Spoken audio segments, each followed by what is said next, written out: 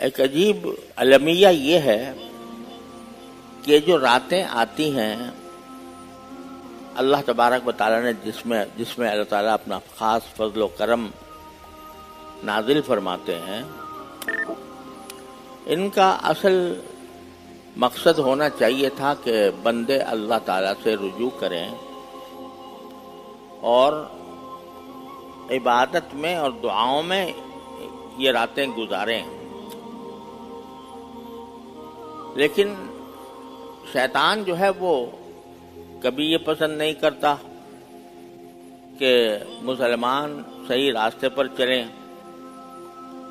تو شب برات کے ساتھ بھی کچھ اس نے ایسی رسمیں جوڑ دی ہیں جن کا نہ شریعت سے کوئی تعلق ہے، نہ سنت سے کوئی تعلق ہے، اور نہ ان کا کوئی اجر و ثواب ہے، بلکہ الٹا گناہ ہے۔ مثلا پتہ نہیں کہاں سے شب برات کے اندر آتش بازی کا سلسلہ خاص طور پر ہمارے بر صغیر میں چل نکلا کہ شب برات کے موقع پر آتش بازی کرنی چاہیے۔ لوگ آتش بازی کا سامان لے کر فروخت کرتے رہتے ہیں، لوگ خریدتے ہیں اور آتش بازی کی جاتی ہے۔ بعض اوقات اس آتش بازی کے نتیجے میں محلے کے محلے جل کر راکھ ہو گئے ہیں۔ ہمارے کراچی میں جو بوہری بازار ہے وہ اسی آتش بازی کے نظر ہوا اور پورے کا پورا بازار جل کر راکھ ہو گیا۔ یہ ایسی چیز ہے کہ جس کا نہ کوئی شریعت سے تعلق، نہ کسی سنت سے تعلق، نہ اس پر کوئی اجر و ثواب، بلکہ یہ الٹا گناہ ہے۔ لہذا اس میں لگا دیا شیطان نے، اس مقدس رات کو اس طرح ضائع کرنے میں لگا دیا۔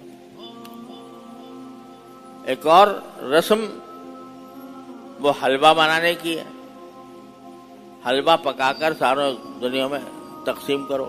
اب اس حلوے کی نہ کوئی اصل ہے، نہ اس کا قرآن و سنت میں کوئی تذکرہ ہے، لیکن لوگ حلوہ بنا کر تقسیم کرنے میں لگے ہوئے ہیں۔ رات کے اوقات جو ہیں وہ اس کام میں صرف ہو رہے ہیں۔ تیسرے یہ کہ اس میں جلسے منعقد کر دیے جاتے ہیں، تقریریں ہو رہی ہیں لمبی چوڑی۔ اب یہ رات جلسوں کی اور تقریروں کی نہیں ہے۔ جلسے تقریریں یا جو کچھ اس کی فضیلت بیان کرنی ہو وہ پہلے بیان کرنی چاہیے۔ جب رات آ جائے تو یہ رات تو عمل کی رات ہے، لہذا اس کو جلسوں میں تقریروں میں ضائع کرنا یہ اس رات کی ناقدری ہے۔ ہوتا کیا ہے کہ جلسہ ہوا، لمبی چوڑی تقریریں ہوئیں، آخر میں تھک آ گئے لوگ اور جا کے سو گئے پڑھ کے۔